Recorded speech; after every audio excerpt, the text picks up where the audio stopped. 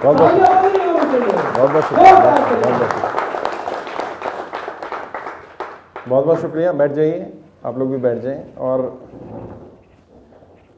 वैसे तो मैं क्या कहूं अब, क्योंकि काफ़ी साथियों ने अपनी अपनी बात रख दी है और आप राज्य के अलग अलग कोने से, देश के अलग अलग कोने से यहाँ आए हैं। और यकीनन ये पार्टी नहीं है, ये एक क्रांति है। अगर किसी को ये गुमान हो या किसी को ये गलतफहमी हो कि मैं किसी पॉलिटिकल पार्टी से जुड़ने के लिए आ जाया हूं, तो सही जगह नहीं है।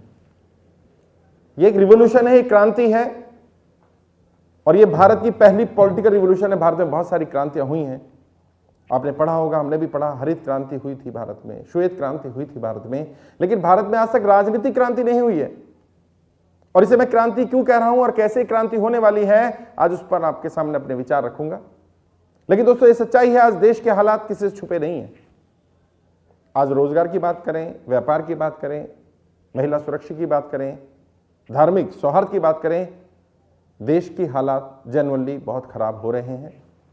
और अब हमारे पास दो ही विकल्प हैं, या तो जो हो रहा है वो होने दें और अपने आप को सेव करें, घर में बैठे चाय की चुस्की लेते हुए बोलें हमारे नेता खराब है, हमारा एमपी खराब है, एमएलए खराब है, मंत्री खराब है, सरकारें खराब है, दोष देते रहें।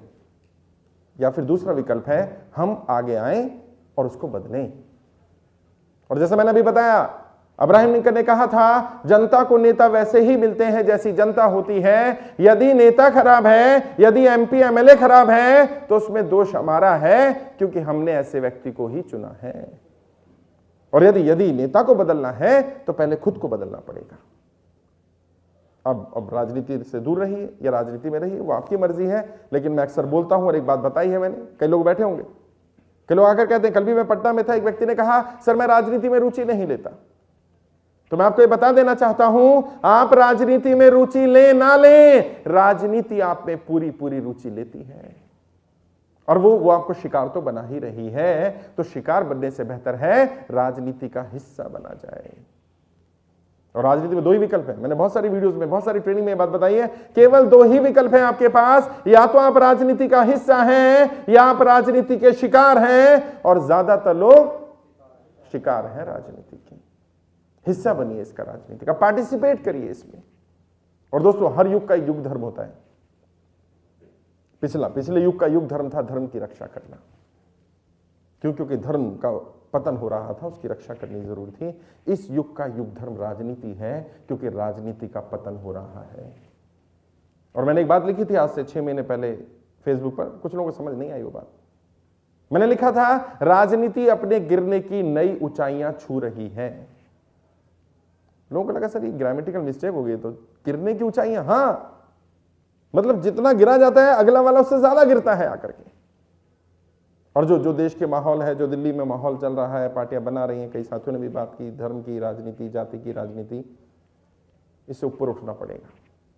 पहले खुद उठना पड़ेगा, फिर दूसरों को उठाना पड़ेगा। क्योंकि जो मैंने कहा, महात्मा गांधी कहा करते तो बिल्कुल सही बात है, जिस बदलाव को आप समाज में देखना चाहते हैं, पहले खुद उस बदलाव का हिस्सा बनिए, वरना समाज कभी नहीं बदलेगा। समस्या क्या है, हर कोई चाहता है देश का बच्चा भगत सिंह बने, पड़ोसी का मेरा तो आईएएस बनेगा, तो मेरा तो डॉक्टर बनेगा, मेरा तो इंजीनियर बनेगा, पड़ोसी को भगत सिंह बना दो। नहीं, तय करना पड़ेगा कि अगर किसी का बच्चा भगत सिंह बनेगा तो हमारा बनेगा। और यदि इस सोच के साथ आएंगे कि हमें कुर्बानी देनी पड़ेगी, कुर्बानी के लिए तैयार रहना होगा, तो हो सकता है किसी को कुर्बानी ना देनी पड़े। और जाति धर्म का भेदभाव, समाज में नफरत फैलाने का, ये अच्छे लोग नहीं करते, बुरे लोग करते हैं। जैसे मैंने अभी कहा था, मैंने भगवद गीता भी पढ़ी, कुरान भी पढ़ी है, गुरु ग्रंथ साहिब भी पढ़ी है, बाइबल भी पढ़ी है। मैंने जानने की कोशिश की आखिर धर्म क्या है, समस्या क्या है। धर्म जानने की चीज होता था, हमने धर्म को मानने की चीज बना लिया। जाना तो था ही नहीं धर्म को, क्योंकि जो जान लेगा ना वो कट्टरपंथी सोच नहीं रख सकता। जो कहता है मैं कट्टर हिंदू हूं, जो कहता है मैं कट्टर मुसलमान हूं, एक्चुअल में वो हिंदू और मुसलमान नहीं है, क्योंकि ये धर्म कट्टरता नहीं सिखाते हैं। कट्टरता को खत्म करने का नाम ही धर्म है। और हिंदू धर्म तो क्या कहता है, वसुदेव कुटुंब का, पूरा विश्व ही हमारा घर है। तो वो किसी को कट्टर बनाने की बात करेगा। यहां कई इस्लाम के फॉलोअर बैठे होंगे, इस्लाम क्या कहता है, अगर आपका पड़ोसी भूखा है और आपने खाना खा लिया तो आप मुसलमान नहीं हो सकते, आपने हराम खा लिया है। और ये पड़ोस किसको बोला गया? ये नहीं बोला गया पड़ोसी मुसलमान होना चाहिए, पड़ोसी हिंदू या मुसलमान हो कोई फर्क नहीं पड़ता है। और पड़ोस कहां तक? 50 घर इधर, 50 घर इधर, 50 आगे और 50 पीछे। समझा ही नहीं, पढ़ा ही नहीं, जाना ही नहीं। जो धर्म के नाम पर लड़ाई झगड़ा कर रहे हैं ना, उनसे बात करना, कभी पता चलेगा उन्हें धर्म की जानकारी नहीं है, धर्म की नॉलेज नहीं है। बट हमें आगे आना पड़ेगा। और इसी सोच, इसी विचार के साथ अखिल भारतीय परिवार पार्टी का गठन किया गया। और मैं चाहता तो इस पार्टी का राष्ट्रीय अध्यक्ष बन सकता था, मेरी पार्टी थी, मैंने शुरू की थी। मैंने नहीं, मैं नहीं बनूंगा। हमारे राष्ट्रीय अध्यक्ष अमोल मडामे भारती जी, जो महाराष्ट्र से हैं, चुन करके आए हैं, जो नेशनल लेवल के लीडर्स हैं, उन सब ने वोट करके उनको चुना, और ये सब मेरे स्टूडेंट ही हैं। मैंने कहा तुम चलाओ पार्टी, मेरा काम वही होगा, सारथी का काम है मेरा, बस मैं रथ पर चलने का काम करूंगा, चढ़ने का काम करूंगा, रथ चलाने का काम मेरा है, युद्ध लड़ने का काम तुम्हारा है, युद्ध तुम्हें लड़ना पड़ेगा। बट हाँ, ये और बात है कि मैंने भगवान श्री कृष्ण की तरह कसम नहीं खाई कि मैं हथियार नहीं उठाऊंगा, क्योंकि धर्म युद्ध होने वाला है तो हथियार भी उठाने पड़ेंगे।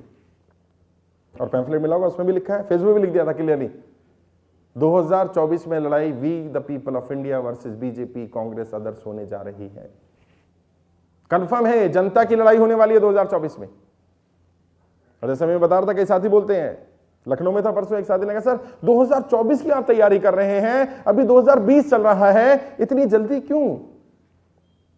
तो मैंने तब भी वही जवाब दिया था जो आचार्य चाणक्य ने कहा था कि जब युद्ध लड़ने जाओगे तो तैयारी का समय नहीं मिलेगा, युद्ध की तैयारी युद्ध से पहले करनी पड़ेगी। और ये बहुत बड़ा युद्ध होने वाला है, ये धर्म युद्ध होगा। उधर सब है, हथियार है, सेनाएं हैं, बड़े लोग हैं, बहुत बड़ी सेनाएं हैं, बहुत सारे लोग हैं। इधर 5 पांडव ही होंगे, बस ज्यादा हथियार नहीं होंगे, सारे महारथी उधर ही मिलेंगे, देख लेना इस युद्ध में। है द्रोणाचार्य होंगे, कृपाचार्य होंगे, भीष्म पितामह होंगे, जिनसे सीखा, जिनकी गोद में खेला होगा वो लोग सामने होंगे। लेकिन अंत में धर्म युद्ध वही जीतेगा जो धर्म के रास्ते पर होगा। जीत उसी की होनी है जो सच्चाई के मार्ग पर होगा। तोड़ने वालों की ना कभी जीत हुई है, ना कभी जीत होने वाली है। टेम्परेरी एक दौर आता है, कुछ लोग आगे बढ़ जाते हैं जोड़ तोड़ करके, जाति धर्म करके, लेकिन लॉन्ग टर्म में वो राजनीति नहीं चलने वाली है। और ये बात हमें भी समझनी पड़ेगी, हमें उस भेदभाव को मिटाना पड़ेगा और आगे बढ़ करके काम भी करना पड़ेगा ताकि इस भेदभाव को और मिटाया जा सके, इसको खत्म किया जा सके। और इसीलिए हमने शुरुआत क्या की, अखिल भारतीय परिवार पार्टी में कोई भी जुड़ेगा तो सबसे पहले उसे एक शपथ लेनी पड़ेगी। अच्छा, शपथ बहुत आसान है, लेकिन कई लोगों ने बड़ी टफ है। क्या है शपथ? मैं किसी भी भारतीय के साथ जाति, धर्म, भाषा, क्षेत्र, लिंग किसी आधार पर भेदभाव नहीं करूंगा। मैं भारत के संविधान का सम्मान करूंगा और मैं अपनी इच्छा से अपने नाम के साथ भारतीय शब्द जोड़ने को तैयार हूं। क्या लोगों ने विरोध करना शुरू कर दिया, यार हम तो भारतीय हैं ऑलरेडी, भारतीय क्यों लगाएं? तो मैंने सवाल किया, अगर तुम भारतीय हो तो लगाने में क्या प्रॉब्लम है भाई? बोलने में क्या प्रॉब्लम है? कहते हैं क्यों बोलना है? मैंने कहा इसलिए बोलना है ताकि एक रूपता आ सके, ताकि ये जो सरनेम है इसके बाद कोई एक चीज हो जो हमें जोड़ रही हो, और भारतीय से बड़ी कोई चीज नहीं हो सकती, क्योंकि हम सब भारतीय हैं। और अगर हम इस भेदभाव को मिटा पाए, अपने दिल से मिटा पाए, अपने परिवार से मिटा पाए, समाज से मिटा पाए, तो देख लेना ये वाकई भारत वैसा होगा जैसा हमारे स्वतंत्रता सेनानियों ने जिस भारत के सपने देखे थे, जिस भारत के लिए लड़ाई लड़ी थी, अपनी जानों की आहुति दी थी, कुर्बानी दी थी। समस्या क्या है? उस पर बात नहीं कर रहे हैं लोग। आज देश के मेन मुद्दे हैं, उन पर बात नहीं हो रही है। जो जनता की जरूरत है उन पर बात नहीं हो रही है। आज नए नए मुद्दे गढ़े जा रहे हैं। कब तक ये चलेगा? और कब तक जनता चुप रहेगी? बोलना पड़ेगा। एक मुझे घटना याद आती है, संविधान सभा में बहस चल रही थी। बाबा साहब अम्बेडकर से किसी ने पूछा कि अम्बेडकर साहब, देश में सरकार कैसे बनेगी, सरकार का गठन कैसे होगा? तो उन्होंने कहा भाई लोग चुन करके आएंगे और जो चुन करके आएंगे वो सरकार बनाएंगे, और जो उनसे सहमत नहीं होंगे वो विपक्ष होगा। तो एक सांसद ने सवाल पूछा, एक मेंबर ने सवाल पूछा कि मान लीजिए किसी दिन ऐसा हो गया, सारे लोगों ने मिलकर तय किया हम सरकार बनाएंगे, तो विपक्ष कौन होगा? हो सकता है ना, हुआ ना, दिल्ली में हुआ, आउट ऑफ 67 सीटें आई आम आदमी पार्टी की, अगर 70 आ जाती तो विपक्ष कौन होता? सवाल जायज था। इसका जवाब बाबा साहब अम्बेडकर ने संविधान सभा में दिया, जनता परमानेंट विपक्ष होगी। जनता का संविधान में ही अधिकार विपक्ष का है। अपनी पसंद की सरकार चुनिए और विपक्ष में आकर बैठ जाइए। अच्छा, सरकार अपनी पसंद की ना हो तो सवाल करिए, सरकार अपनी पसंद की हो तो ज्यादा सवाल करिए, और यदि अपनी पसंद की सरकार से भी सवाल ना कर पाए तो फिर खुद से सवाल करिए, क्या चुन लिया? किसको सर पर बैठा लिया जिसने तुम्हारी अभिव्यक्ति की आजादी भी छीन ली? ये डिक्टेटरशिप है। अगर तुम अपनी सरकार से भी सवाल नहीं पूछ पा रहे, तुम्हारी अपनी सरकार भी तुम पर दबाव डाल रही है, डर लग रहा है, तो इसका मतलब तो गड़बड़ हो गई है। और यकीन माना सत्ता में गलत लोग पहुंच चुके हैं जिन्होंने हर विरोध की आवाज को देशद्रोही कह देना है। हम तो डिक्लेयर हैं, जितने लोग बैठे ना सब डिक्लेयर हैं। 2000 लीडर है हमारे पास पूरे इंडिया में, मैक्सिमम लोगों को डिक्लेयर कर दिया है देशद्रोही, गद्दार। क्यों? क्योंकि सरकार से सवाल पूछना गद्दारी है। एक साथी ने हमारे सवाल पूछा, भी पुलवामा में अटैक हुआ, हमारे जवान शहीद हुए, उसकी इंक्वायरी रिपोर्ट क्या है कि कौन लोग इन्वॉल्व थे, किसने किया, 350 किलो RDX आया कैसे? कोई तो होगा, भारत का व्यक्ति इन्वॉल्व होगा, कोई लोग तो हुए होंगे, ऐसा तो नहीं है सारे पाकिस्तानी लेकर के आ गए होंगे। रिपोर्ट ही नहीं रख रहे सब सामने। हमने कहा है 2024 में अखिल भारतीय परिवार पार्टी की बनने वाली सरकार पुलवामा जांच कराएगी और उस हमले में जो भी दोषी होगा उनको सजा दी जाएगी। अब ये गलत है क्या सही है भाई? भाजपा वाले कह रहे नहीं इंक्वायरी मत कराना। मैंने क्यों, क्या हुआ? कह रहे नहीं कराना। अच्छा बोल नहीं पा रहे, लेकिन हमें पता है वो क्यों डर रहे हैं। क्यों? क्योंकि उन्हें पता है कौन इन्वॉल्व है, उन्हें पता है कि किसने लाशों पर सत्ता हासिल की है, उसे पता है। और यकीन मानना, जब ऐसे लोग सत्ता में आ जाते हैं तो ना धर्म देखते हैं ना जाति देखते हैं, उन्हें कोई फर्क नहीं पड़ता, उनका फायदा होना चाहिए बस।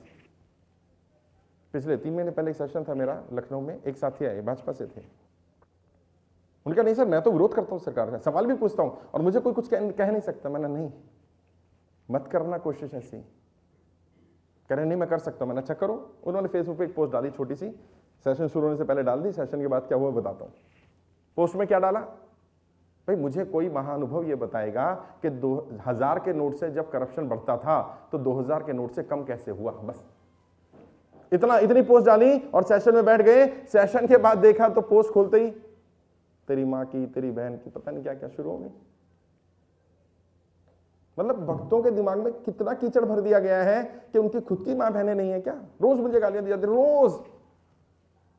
मेरी वाइफ की पोस्ट पर आकर कुछ उल्टा सीधा लिखा जाता है, इनकी पोस्ट पर आया जाता है, इनके फैमिली मेंबर्स को उल्टा सीधा टैग किया जाता है। कितना नीचे गिरेंगे? और किसको डिफेंड करने के लिए? अरे सरकार तुम्हारी भी है, सरकार हमारी भी है। तुम सवाल नहीं पूछ रहे, तुम्हारी रीढ़ की हड्डी मजबूत नहीं है, तो कम से कम जो सवाल पूछ रहा है उसका साथ तो दो। बाबा साहब अंबेडकर कहते हैं किसी भी क्रांति की, किसी भी रिवॉल्यूशन का हिस्सा बनो। अगर हिस्सा नहीं बन सकते तो उनका समर्थन करो, अगर समर्थन भी नहीं कर सकते तो कम से कम उनका विरोध तो मत करो, क्योंकि वो भी तुम्हारी ही आवाज है, तुम्हारे हिस्से की लड़ाई लड़ रहे हैं वो लोग। भाई देश सुधरेगा तो उनको भी तो फायदा होगा, व्यापार होगा तो सबका ही बढ़ेगा ना, किसी धर्म जाति का थोड़ी ना बढ़ेगा। अब दंगे हुए तो सभी मारे गए ना, अभी उसमें भी बाइफर्केशन हो रहा है, किस धर्म के कौन मारे गए, कितने मारे गए, क्या यार, कितना गिराएंगे समाज को।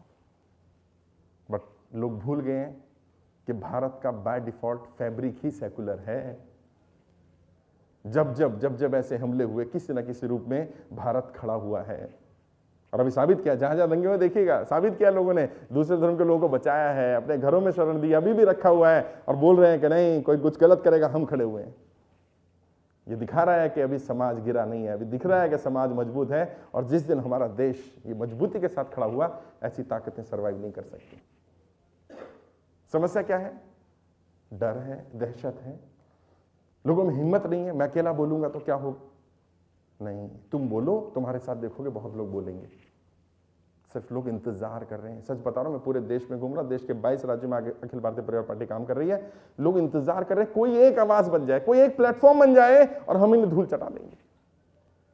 इसलिए मैं कह रहा हूं कि 2024 में जो लड़ाई होने वाली है, इसका अंदाजा इन लोगों को नहीं है। जनता एकजुट हो रही है। अभी जिन राज्यों में चुनाव हुए आप देखिएगा, जनता ने वोट कैसे किया। जनता ने वोट किया, जो भारतीय जनता पार्टी को हरा दे उसे वोट दे दो। और मैं हरियाणा में गया था चुनाव में, मान लो क्या कह रहे थे, काले चोर को वोट दे देंगे, भाजपा को नहीं देंगे। मीडिया क्या कह रहा था? 75 पार, भाजपा कह रही थी 75 पार, एक मीडिया वाले ने तो हद ही कर दी 80 पार। और इन पर केस होना चाहिए कि जनता की भावना के साथ खिलवाड़ कर रहे हैं। कि आप सर्वे, इतना झूठ कैसे हो सकता है कि 40 सीटें और आप 80 दिखा रहे हैं, तो इसका मतलब कहीं ना कहीं गड़बड़ है। आपने सिर्फ बोल देना, आप पर कोई जवाबदेही तो है नहीं, होनी चाहिए जवाबदेही। इसीलिए अखिल भारतीय परिवार पार्टी ने क्या तय किया है कि सबसे पहले जवाबदेही हम नेताओं से ही शुरू करेंगे। और तुम्हें बता रहा हूं 2024 में जब तुम सांसद बन करके, मंत्री बन करके बैठोगे, पहला बिल कौन सा पास करना है तुम्हें सदन में?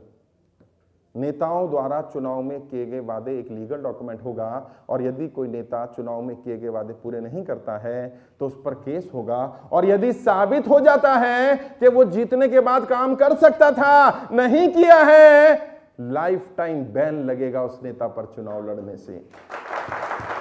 पहले अपने पैरों पर कुल्हाड़ी मारनी पड़ेगी, और अगर अपने लिए सख्त कानून बना दोगे ना तो जनता के लिए जितने मर्जी सख्त कानून बना देना, जनता स्वीकार कर लेगी। अभी समस्या क्या है, नेताओं के लिए कानून और हैं और जनता के लिए कोई और है, तो जनता कहती है हम क्यों सहें इस सख्त कानूनों को, हम क्यों करें ऐसा। और आपको इस बात समझनी पड़ेगी कि राजनीति में परिवर्तन के लिए आपको खुद ही आगे आना पड़ेगा। पहले अपने पैरों पर कुल्हाड़ी मारो, जैसे हमने तय किया, अखिल भारतीय परिवार पार्टी ने तय किया है जब सत्ता में आएंगे तो नेताओं की रिटायरमेंट एज होगी क्या, 65 वर्ष। तो किसी ने पूछा क्यों होगी भाई, अभी तक तो कोई नहीं होती। मैंने क्योंकि संविधान में लिखा है सुप्रीम कोर्ट के जज की रिटायरमेंट एज 65 वर्ष है। जो यहाँ थोड़े बहुत संविधान के ज्ञाता होंगे, पढ़ा होगा, उन्हें पता है 65 वर्ष में रिटायर कर देते हैं। क्यों कर देते हैं? क्योंकि at this age now this person is not mentally fit to take duty decision. 65 वर्ष की उम्र में सुप्रीम कोर्ट के जज को पदमुक्त हो जाना, चीफ जस्टिस को पदमुक्त हो जाना चाहिए, क्योंकि अब वो मानसिक रूप से सही फैसले नहीं ले पाएगा। तो मेरा उसी सिस्टम से एक सवाल है, जब एक व्यक्ति 65 वर्ष की उम्र में सही फैसले नहीं ले सकता और सुप्रीम कोर्ट का जज नहीं, चीफ जस्टिस नहीं बन सकता, so how that bloody person at the age of 75, 85, 90 years can become chief minister, prime minister and can take duty decision? उसके लिए क्यों नहीं है रिटायरमेंट एज? ये दोगलापन क्यों? और ये कोई सवाल नहीं कर रहा इस पर। तुम करो, एक पार्टी के नाते करो, तुम एक इंडिविजुअल के नाते करो तुम कि हम ऐसे कानून लेकर के आएंगे, और जब जनता को ये बात बताओगे तो जनता भरोसा करेगी तुम पर कि ये अपने पैरों पर भी कुल्हाड़ी मारेंगे। ऐसे तय किया हमने अखिल भारतीय परिवार पार्टी ने कि देश की आबादी में 50% महिलाएं हैं, राजनीति में उनका प्रतिनिधित्व नहीं है, तो हमने तय किया कम से कम 33% और अधिकतम 50% टिकट महिला उम्मीदवारों को दी जाए। जब बराबर भागीदारी है तो करो। अभी सुप्रीम कोर्ट ने कहा है ना, सेना में अब महिलाओं को मेन रिक्रूटमेंट पोजीशन मिला करेगा। जब तक हम भेदभाव करते रहेंगे ना, हम लोग उनसे गाड़ियां नहीं चलवाते तो उनको नहीं आती ना चलानी, आज गाड़ियां चला रही हैं लड़कियां, कंपनियां नहीं चलवाते, नहीं चला रही थे, आज चला रही हैं। अभी रात फ्लाइट में आया जिससे उसकी कैप्टन जो थी वो लेडी थी, वो प्लेन चला रही है। मुझे नहीं आता भाई चलाना, क्योंकि जिम्मेदारी दी। अभी आप कहते हो जिम्मेदारी देंगे तो तब जब वो काबिल हो, अरे पहले जिम्मेदारी दो, काबिलियत पता चल जाएगी, कमी होगी तो सिखा देंगे। बदलाव करना पड़ेगा, और कुछ ऐसा बदलाव जो आज तक नहीं हुआ है। परिवर्तन हमें लाना ही है, और राजनीति एकमात्र माध्यम है परिवर्तन लाने का। क्या लोग कहते हैं साहब मैं तो समाज सेवा करता हूं या समाज सेवा करना चाहता हूं, क्या समाज सेवा से नहीं कर सकते? नहीं कर सकते, क्योंकि समाज सेवा की लिमिटेशंस है, अधिकार सीमित है, नहीं काम कर पाएंगे। जब आप सांसद बनकर के समाज सेवा करेंगे तब देखिए कैसा आएगा मजा, क्योंकि अब आपके असीमित क्षेत्र होगा, आपके पास अधिकार होगा, आप काम करवा सकते होंगे। और अच्छे लोग जब राजनीति में आएंगे ना, तभी राजनीति सुधरेगी। आचार्य चाणक्य, जिन्हें मैं अपना गुरु मानता हूं, हम सबके गुरु हैं, आचार्य चाणक्य ने कहा था किसी भी समाज को बर्बाद करने में सबसे बड़ा योगदान उस समाज के पढ़े लिखे युवा बुद्धिजीवी वर्ग का होता है, जो एक कहता है कि मुझे राजनीति से नफरत है, और ऐसा कहकर वो अपने से कम काबिल लोगों को अपने ऊपर राज करने का एक अवसर दे देता है।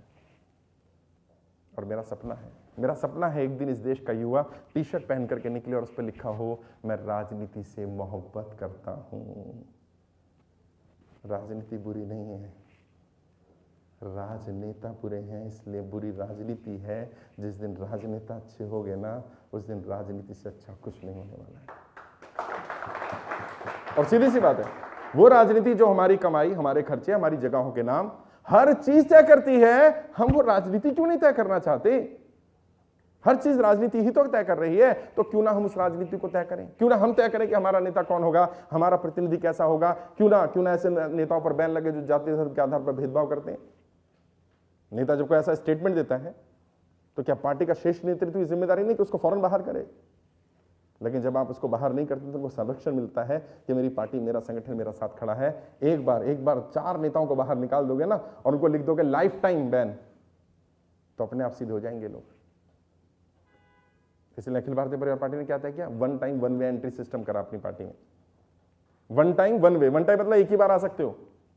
एक बार पार्टी में आ गए, किसी भी पार्टी में थे कोई फर्क नहीं पड़ता, आ गए कोई बात नहीं। अब भारतीयता की शपथ लो, भारतीय बनकर के काम करो, कोई भेदभाव मत करो। लेकिन अगर कभी लगा के कर रहे हो भेदभाव, कभी लगा कि कोई कंप्लेंट आई है और कभी पार्टी से निकाल दिया गया, आप छोड़कर चले गए, लाइफ टाइम दोबारा पार्टी में एंट्री नहीं होगी, लाइफ टाइम। और कई लोग कह रहे हैं तो टफ है, हाँ, क्योंकि क्रांतियों के रूल टफ होते हैं, ये पार्टी नहीं है, क्रांति है। आया राम गया राम नहीं चलेगा, आज इस पार्टी में आगे फिर चलेगा, आज आगे चले नहीं चलेगा भैया। आओ तो सोच समझ कर आओ, और एक बार चले गए तो चले गए, फिर ये रास्ते तो बंद हैं, और उनके लिए बंद नहीं है, उनके परिवार का भी कोई व्यक्ति अगर बाद में आना चाहेगा तो उस पर भी निगाह रखी जाएगी कि उसको पद दें कि ना दें, क्योंकि जब ये ऐसा रहा है तो परिवार में भी गुण ऐसे रहे होंगे। हमें पहले अपने पैरों पे कुल्हाड़ी मारो भाई, पहले शुरुआत ऐसी करो कि लोगों को लगे कि हाँ टफ रूल बनाए जा रहे हैं, और प्रोसेस भी बताया है, टफ प्रोसेस होगा। अभी प्री इंटरव्यू हुआ, अभी इंटरव्यू होने वाला है, और मैं गारंटी दे रहा हूँ यहाँ मैक्सिमम लोग फेल होने वाले हैं अभी इंटरव्यू में, देख लेना, क्योंकि बातचीत करके पता चल गया कि पॉलिटिकल एप्टीट्यूड, जो पॉलिटिकल एटीट्यूड चाहिए वो नहीं है। क्योंकि इच्छा होना अच्छी बात है, मैं ये करना चाहता हूँ, मैं आगे बढ़ना चाहता हूँ, सफल होना चाहता हूँ, कौन नहीं चाहता, लेकिन उसके लिए अपनी वास्तविक स्थिति को भी देखना पड़ेगा, आज कहाँ हो, कुर्बानियां देनी पड़ेंगी भाई। लोगों को क्या दिखेगा, चकाचौंध दिखेगा, लोगों को क्या लगता है सर की लाइफ बड़ी अच्छी है यार, फ्लाइटों में घूमते रहते हैं, जहाँ जाते हैं लोग स्वागत करते हैं, चारों पीछे आगे पीछे लोग होते हैं, चारों तरफ जय जयकार होती है, सर की लाइफ बड़ी अच्छी है। पता है 3 रातों में 6 घंटे ज्यादा नहीं सोया हूं। परसों रात को जब दिल्ली से गया था तो सुबह 7 बजे फ्लाइट थी, 4 बजे निकल गया था, 3 बजे उठ गया था। लखनऊ गया, लखनऊ में रात को 8 बजे सेशन वाइंड अप होता है, उसके बाद रात को 2 बजे तक मेरे रूम में बैठे रहे सारे लीडर्स, चर्चा करते रहे राजनीति की। मैंने कहा भाई सुबह मेरी फ्लाइट है, पटना जाना है मेरे को। कह रहे सर ऐसा मौका थोड़ी ना मिलता है, अब आप आए हो तो आपके साथ बैठेंगे। 2:30-3 बजे 3:30 बजे वो लोग गए, सुबह 5 बजे फिर उठ गए, फिर निकल गए हम फ्लाइट पकड़ने के लिए। रात में 3 बजे घर पहुंचा हूँ, उसके बाद सुबह 8 बजे फिर निकल गया था घर से, मीटिंग थी, फिर यहाँ कार्यक्रम में पहुंचना था। कुर्बानी देनी पड़ेगी साहब, और तय कर लो, दोनों में से एक चीज चुन लो, या तो राजनीति छोड़ दो या लापरवाही छोड़ दो।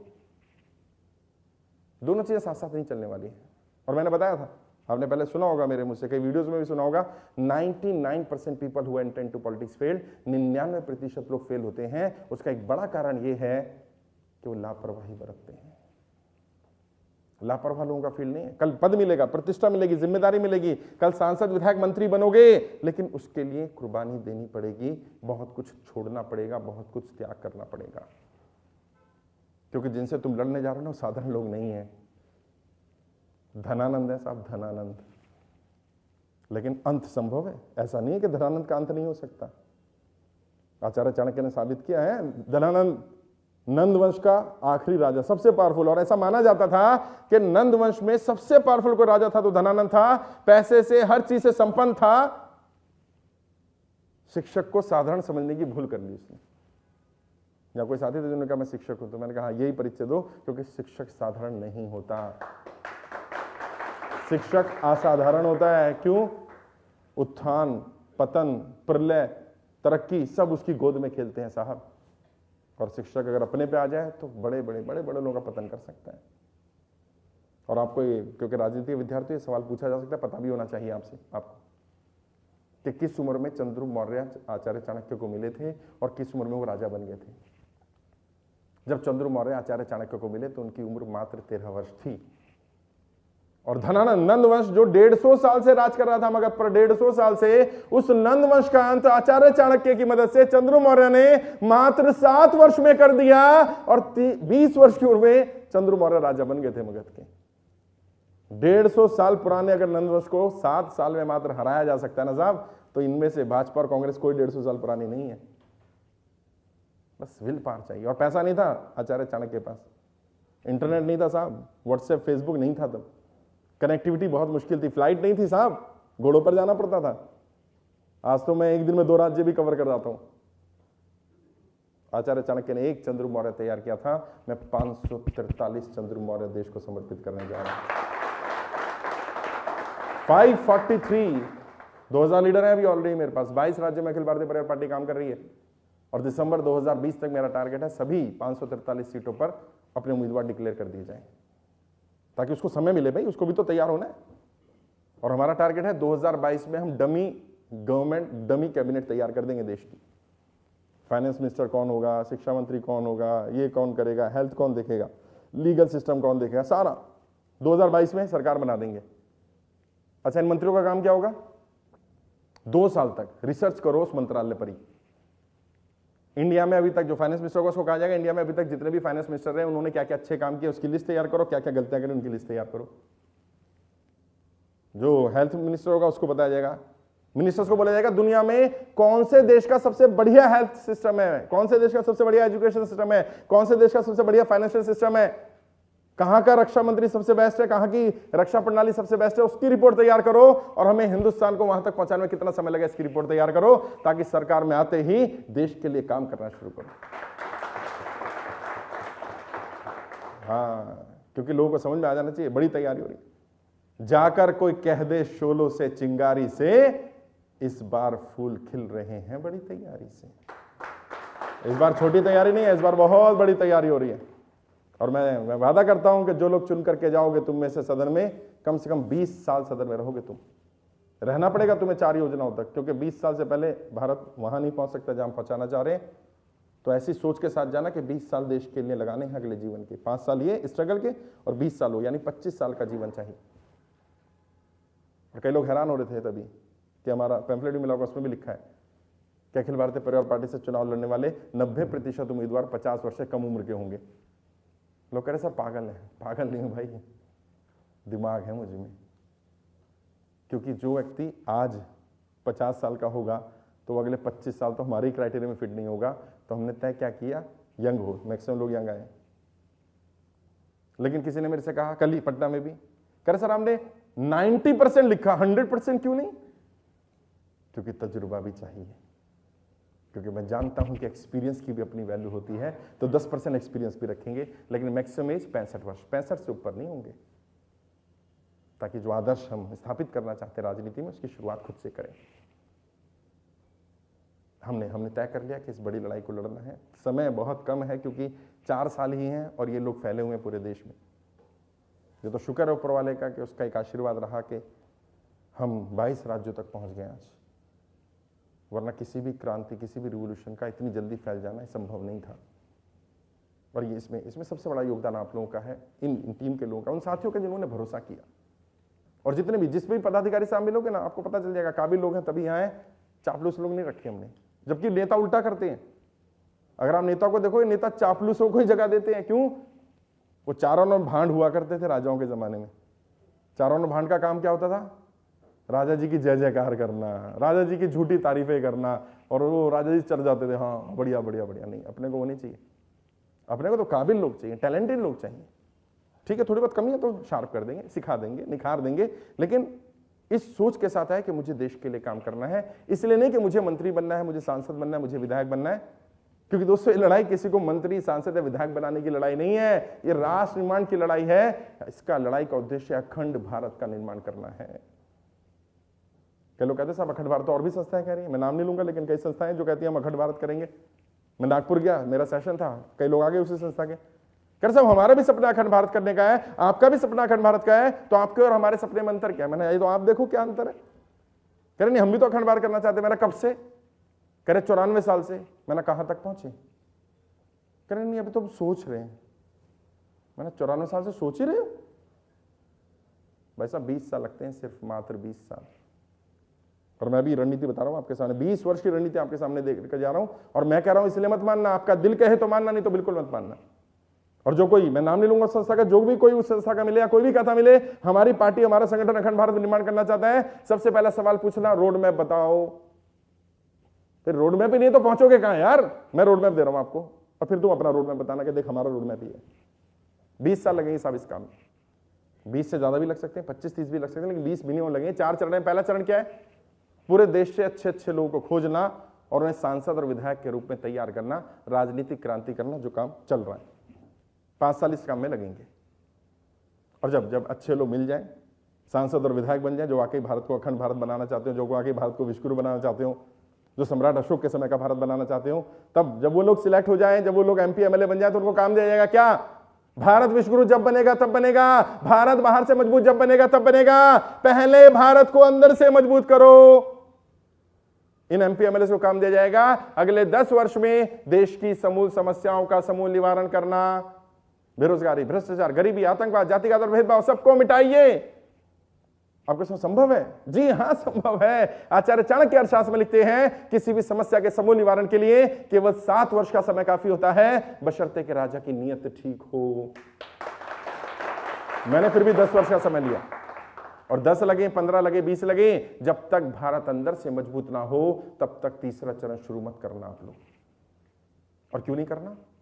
क्योंकि दोस्तों, आपने पढ़ा भारत सोने की चिड़िया था, मैंने भी पढ़ा भारत सोने की चिड़िया था। मैंने जानने का प्रयास किया, जब भारत सोने की चिड़िया था तो भारत में कैसा माहौल था।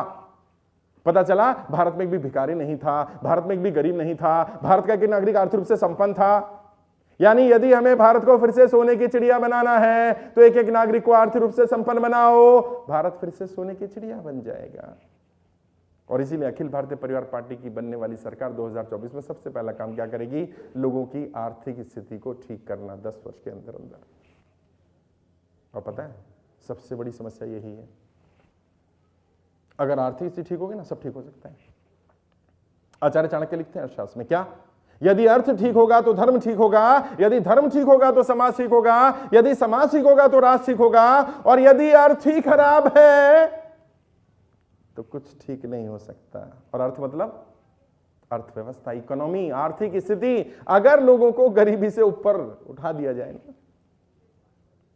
मैं एक वीडियो सुन रहा था स्वर्गीय राजीव दीक्षित जी की, उन्होंने, मुझे नहीं मालूम ये किसमें कितनी सत्यता है, बट उन्होंने बोला है, और राजीव भाई को अगर सुनते हो तो झूठ नहीं बोलते थे, मैं ऐसा मानता हूं, तो उन्होंने सच्ची बताया होगा।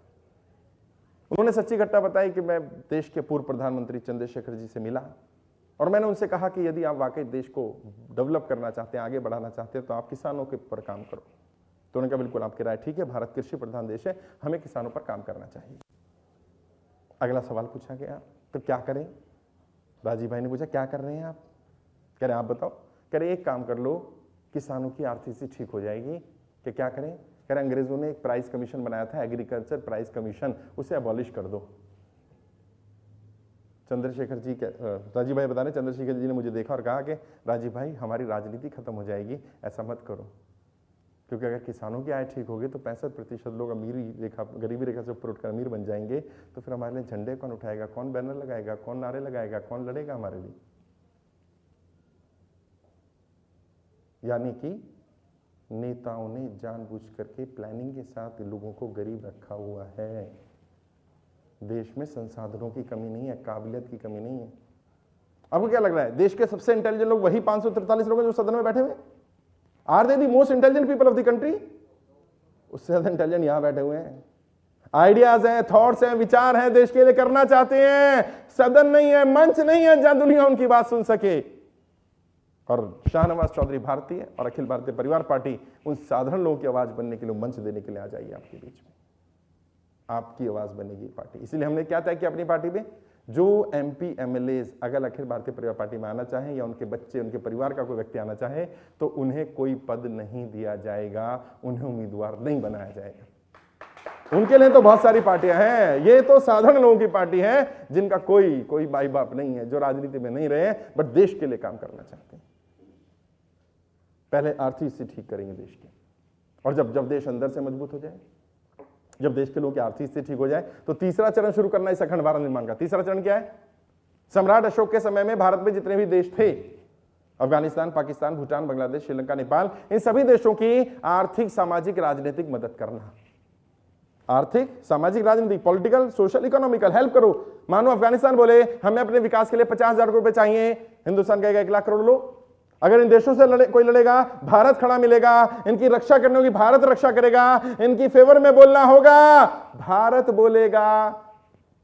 जैसे एक बड़ा भाई अपने छोटे भाइयों की मदद करता है, 5 साल तक मदद करो इन पड़ोसी देशों की, और जब इन देशों को लगने लगे हम भारत की छत्रछाया में सुरक्षित हैं, हम भारत की छत्रछाया में फल फूल रहे हैं, भारत अपने बड़े भाई का फर्ज निभा रहा है, तब उन्हें एक ऑफर दिया जाएगा, आओ साथ मिलकर संयुक्त भारत संघ बनाते हैं, यूनाइटेड इंडिया ऑर्गेनाइजेशन बनाया जाएगा, संयुक्त भारत संघ का निर्माण होगा। और ये संयुक्त भारत संघ वही भारत होगा जो मेरे, आपके, हम सब के गुरु आदरणीय आचार्य चाणक्य का सपना था, अखंड भारत का सपना था। दोस्तों एक बहुत बड़ी लड़ाई है, बहुत बड़ी लड़ाई है जिसे हम लड़ने जा रहे हैं। बस इस लड़ाई के लिए ऐसे योद्धा चाहिए, ऐसे सेनापति चाहिए जो अपना धन मन तन राष्ट्र निर्माण में लगा सके। तो देखो ध्यान से सुनो, मैंने क्या बोला है, धन मन तन। लोग क्या बोलते हैं, तन मन धन। मैंने कहा नहीं, पहले धन बोलो। मैंने नहीं कहा, ये भी बाबा साहब अम्बेडकर ने कहा। बाबा साहब अम्बेडकर कहते हैं यदि कोई व्यक्ति किसी क्रांति के लिए पैसा दे देगा वो सब कुछ दे देगा, और जो पैसा नहीं खर्च करेगा ना वो कुछ नहीं देगा। देख लेना, कभी चेक कर लेना जीवन में, कोई छोटा सा कॉज रखना, उसमें जो पैसे देगा वही तुम्हारा साथ देगा, और जो पैसा नहीं देगा ना, और पैसा मतलब करोड़ रुपए नहीं, 2 रुपए 5 रुपए 10 रुपए जो देना चाहे, लेकिन धन मन तन से आए, ये सोच करके है कि यहाँ लगाना पड़ेगा, ऐसे मिलना नहीं, कमाना नहीं है। राष्ट्र माने हाँ, नाम मिल सकता है, शोहरत मिल सकती है, इज्जत मिल सकती है, वो भी कब, जब देश के लिए काम करते रहोगे। इसीलिए इसको क्या कहा जा रहा है, पार्टी नहीं, सोच है, एक रिवोल्यूशन, एक क्रांति है, एक विचार है। और जब मैंने भारतीयता की शपथ विचार मन में आया, जब ये बताना शुरू किया, लोगों को लगा पागलपन है, भारतीयता की शपथ से क्या होगा। और आज बड़ी बड़ी पार्टियों के नेता डर रहे हैं सिर्फ इस भारतीयता की शपथ से कि यार अगर इसने सबको भारतीयता की शपथ दिला दी, जो कि हमारा टारगेट भी है, मैं 100 करोड़ लोगों को भारतीयता की शपथ दिलानी अगले 5 साल में, और वो पार्टी ज्वाइन करे नहीं करे कोई फर्क नहीं पड़ता, कहीं भी। अभी आज भी मैं सुबह एक वीडियो देख रहा था, एक स्कूल में रोज सुबह प्रेयर में भारतीयता की शपथ दिलाई जा रही है। कोई ट्रेन में जा रहा है, कोई फ्लाइट में जा रहा है, कोई बस में जा रहा है, अपने पास कार्ड रखता है छोटा सा, वो कहता है भाई ये भारतीयता की शपथ पढ़। कोई टैक्सी बुक करते हैं, उसको बोलते हैं भाई तू भारतीय, हाँ मानता है जाति धर्म का भेद नहीं, हाँ खड़ा हो जा जरा, भारतीयता शपथ ले। फिर रिवॉल्यूशन हो गया, क्योंकि क्रांति कैसे होती है, विचार से है। एक विचार में बहुत दम होता है, विचार क्रांति पैदा कर सकता है। केवल और केवल हमें उस विचार को आत्मसात करना होता है कि वो हमारा विचार हो, सामने वाले से विचार लेकर के वो हमारा विचार बन जाए। और व्यक्ति को मारा जा सकता है, विचारों को नहीं मारा जा सकता, विचार अमर हो जाते हैं। ये लोग कहते हैं साहब आपको डर नहीं लगता, सत्ता के खिलाफ सवाल कर रहे हो आप, हर राज्य में जाकर के आप भाजपा कांग्रेस सबको बोलते हो। मैंने कहा नहीं, सच बोलना है।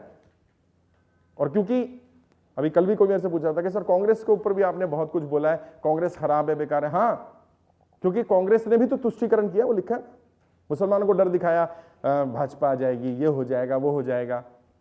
और कांग्रेस की एक गलती तो ऐसी है जिसके लिए उसे कभी माफ नहीं किया जा सकता, कभी भी नहीं।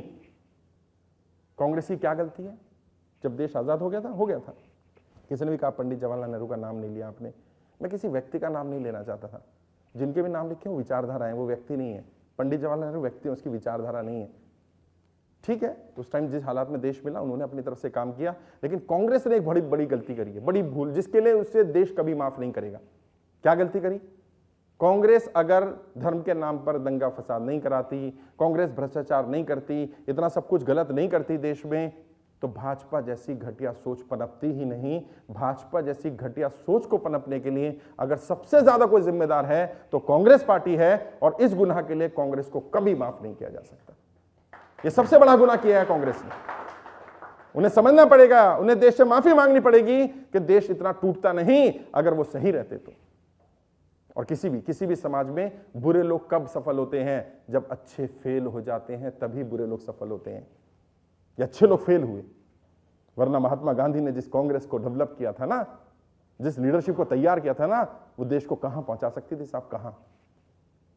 बट उन विचारों को छोड़ दिया, गांधी को छोड़ दिया, फिर तो गोडसे के लोग आ ही जाने थे सत्ता में। हमें वापस उसी गांधी तक पहुंचना पड़ेगा, और वाकई वही क्रांति होगी देश में, देख लेना, वही क्रांति होगी। क्योंकि देश टूटने के कगार पर खड़ा कर दिया इन लोगों ने।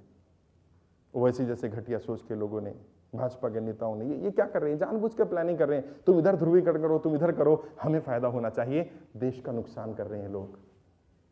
वरना इनकी हिम्मत नहीं है। अगर सरकार आज तय कर ले, आज एक कानून पास करना है सदन में, केवल एक कानून, क्या? अगर कोई भी नेता धर्म के आधार पर कोई भी भाषण देगा, उसकी राजनीति खत्म। बस एक कानून पास करना, खत्म हो गया। भाई धर्म का काम धर्म के ठेकेदार करेंगे ना, मुल्ला मौलवी करे। राजनीति का काम राजनेता करें। राजनेता जैसे धर्म का काम करे, उसे राजनीति छोड़नी पड़ेगी। और अगर कोई मुल्ला मौलवी पंडित जी आकर के राजनीति कर रहे हैं तो उसको धर्म वहीं छोड़ के आ भैया। इनमें भेद करना पड़ेगा, धर्म और राजनीति में भेद करना पड़ेगा। ये कॉम्बिनेशन ज्यादा लीथल हो रहा है, ज्यादा खतरनाक हो रहा है, ये नुकसान पैदा कर रहा है। आपका धर्म कुछ भी हो, आप राजनीति करिए, जैसा भाई ने कहा, उसको बुरी भी लगी होगी, लेकिन मेरा काम सच कहना है। हम प्रतिनिधित्व करेंगे समाज का, हम प्रतिनिधित्व करेंगे लोगों का, जाति धर्म के आधार पर नहीं करेंगे। हम जब सांसद या विधायक बनते हैं तो हम उस क्षेत्र के लोगों के होते हैं, ना कि किसी जाति या धर्म के होते हैं। और जिस दिन ये सोच, ये विचार हमारे अंदर आ जाएगा, जिस दिन इस विचार को हम आत्मसात कर लेंगे, उस दिन हमारे जैसे लोग जरूर जुड़ेंगे इस विचार के साथ।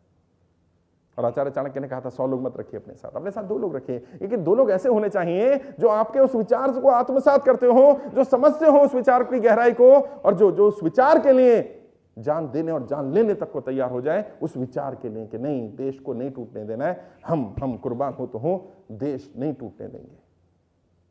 और जब लड़ेंगे तो सबसे पहले अपने समाज से लड़ना पड़ेगा, अपनी जाति अपने धर्म के लोगों से लड़ना पड़ेगा, क्योंकि वही तुम्हारे खिलाफ खड़े हो जाएंगे।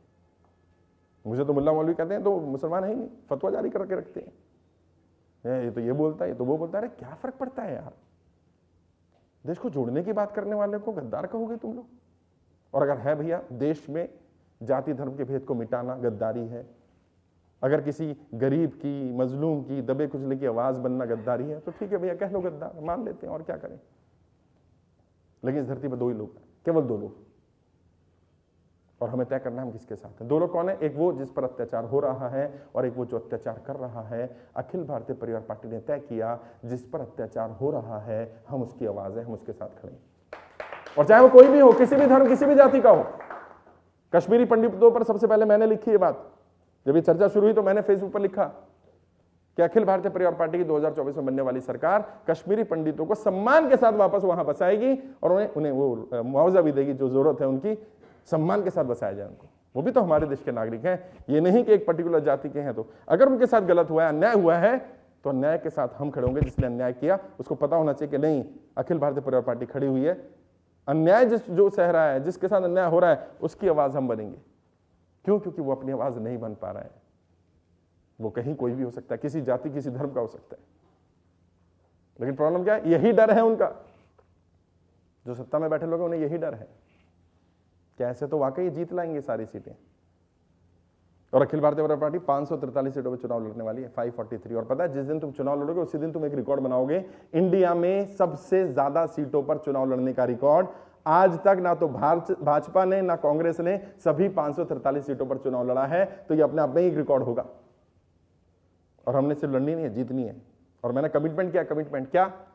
2024 में चुनाव लड़ने वाले हर उम्मीदवार को कम से कम 4 लाख वोट की गारंटी होगी, 4 लाख।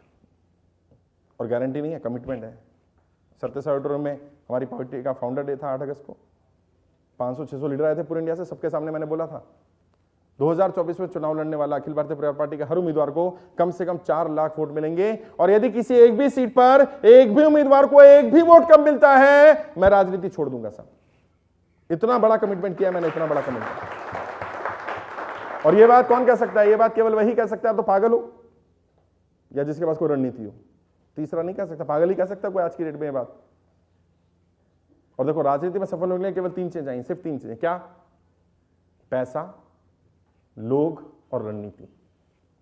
पैसा चाहिए बहुत सारा, लोग चाहिए बहुत सारे, और रणनीति चाहिए। मैं कह रहा हूं तीनों चीजें अखिल भारतीय परिवार पार्टी आपके लिए तैयार कर रही है। आप आओ और स्वीकार करो उसको। तीनों चीजें तैयार है, तीनों चीजें हमने बोल दिया है। कम से कम 20 लाख रुपए हर उम्मीदवार को मिलेंगे चुनाव लड़ने के लिए, क्योंकि फंड भी चाहिए होगा। और क्यों रखी है कंडीशन भी? अगर मान लीजिए उम्मीदवार 10 लाख लगाए या 10 करोड़ लगाए, अगर अपनी जेब का पैसा लगा करके चुनाव लड़ेगा तो उसका पता है पहला टारगेट क्या होता है? हाँ, पैसा कैसे वापस कमाए, डबल कमाए। मानो 1 करोड़ लगाया तो 2 करोड़, क्योंकि अगला भी चुनाव लड़ना है। अगर मानो पैसा दूसरे का लगाया, पार्टी का लगाया, तो उसे कोई टेंशन नहीं, क्योंकि पार्टी देगी चुनाव के लिए। हम 1000 करोड़ रुपए का फंड इकट्ठा कर रहे हैं, एक कॉर्पस बनाया जाएगा 1000 करोड़ का, जिसमें 20-20 लाख रुपए उम्मीदवारों को एक सेपरेट अकाउंट बनाएंगे। तुम्हारा ईमानदारी से उस पैसे को यूज करना, 20-20 लाख रुपए उस अकाउंट में डलवाए जाएंगे ताकि चुनाव आराम से लड़ सको। और केवल पैसे नहीं, कम से कम 20-20 हजार सक्रिय सदस्यों की टीम बना के दी जाएगी।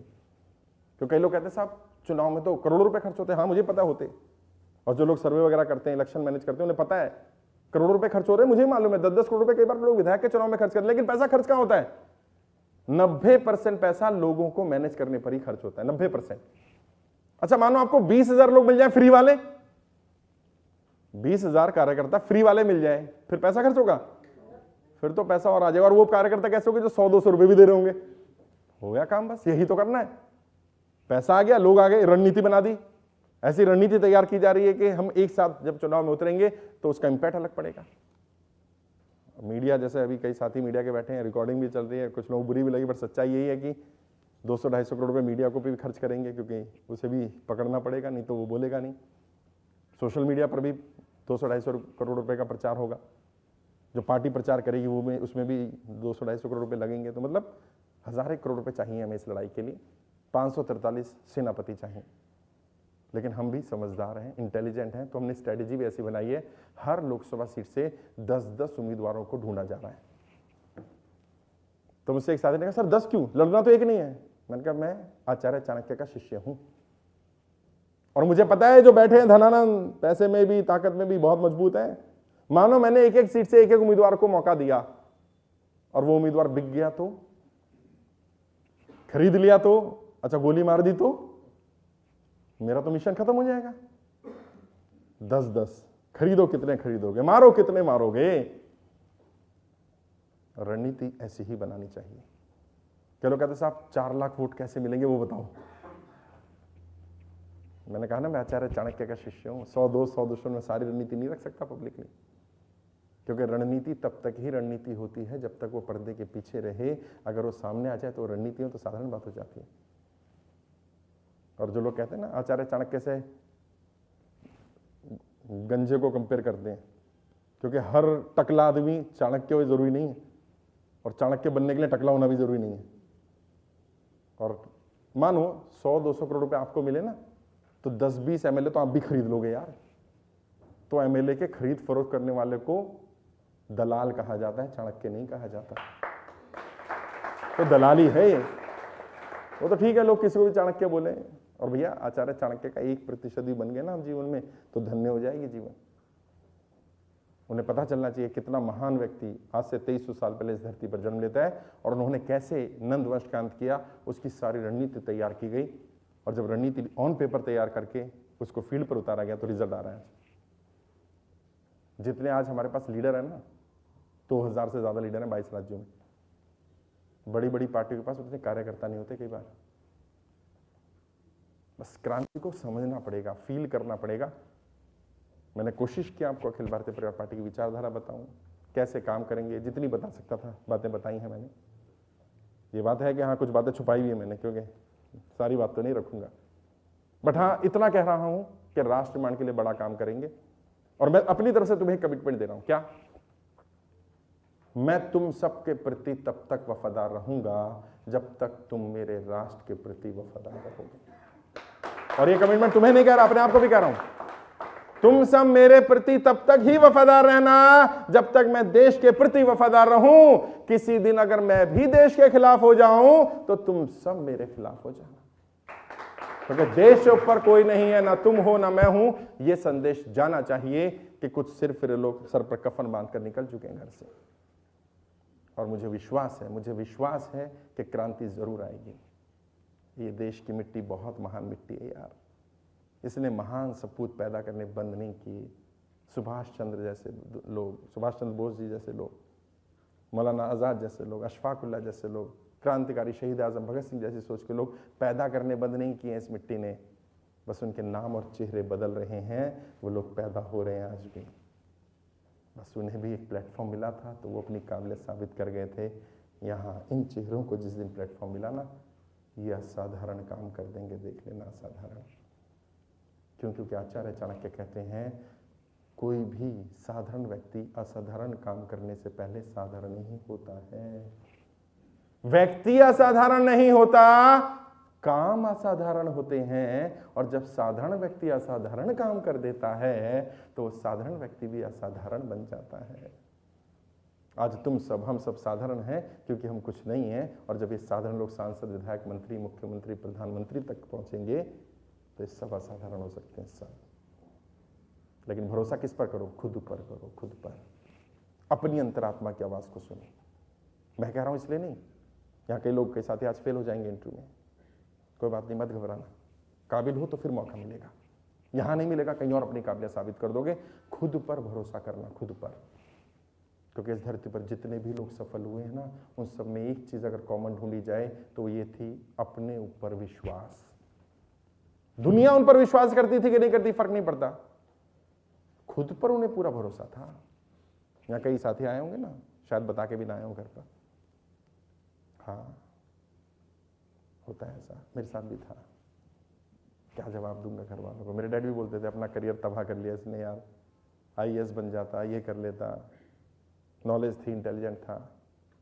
आज तारीफ करते हैं बट अभी भी डरते हैं, घबराते हैं, अबे भाई तो सत्ता से टकरा रहा है सीधा सीधा। लेकिन यही तो दिलेरी का काम है, क्योंकि सरकार की चापलूसी वो करे जिसे सरकार से कोई लालच हो। अपने को तो कोई लालच नहीं है, हम तो सत्ता से सवाल करेंगे और आंखों में आंखें डाल के सवाल करेंगे। और वो कहावत है ना, हमने सच को सच कहा, कह दिया सो कह दिया। हमने सच को सच कहा, कह दिया सो कह दिया। उनकी नजरों में हिमाकत है तो है, क्या फर्क पड़ता है, सच कहने की हिम्मत होनी चाहिए। एक 4 लाइनें जो मुझे पसंद है, जो मैं अक्सर बोलता हूं, वो बोलकर अपनी बात खत्म करूंगा, फिर आगे मिशन का कार्रवाई कैसे होगी वो बताऊंगा। जो मेरी सोच है, मेरी फिलॉसफी है, हर अच्छे बुरे की तुमको खबर दे के जाऊंगा, हर अच्छे बुरे की तुमको खबर दे के जाऊंगा, चेहरों को पढ़ने वाली नजर दे के जाऊंगा। हर अच्छे बुरे की तुमको खबर दे के जाऊंगा, चेहरों को पढ़ने वाली नजर दे के जाऊंगा। और मैं वो फनकार हूं इस सदी का, पत्थरों को भी बोलने का हुनर दे के जाऊंगा, दे के जाऊंगा, दे के जाऊंगा।